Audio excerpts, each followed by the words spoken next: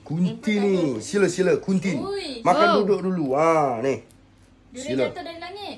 Alamak. Hari ni kita nak Uish. makan durian kampung. Ha, durian kampung. Durian kampung? Kan? Banyak lah kau kampung. Warnanya dah tahu dah. Yang lighting ke apa ni? Oh. Hanya, come on lah. Tapi dia apa? Durian Dia kampung. tiga orang panggil kucing merah tapi dia tak berapa nak merah sebab buah kecil. Nak rasa? Merah. Bunyi miau tak? Eish. Kenapa ni? Bau dari sana. Bau di sana. Waduh. Apa muncul terus? Alamak. Boxing. Oh.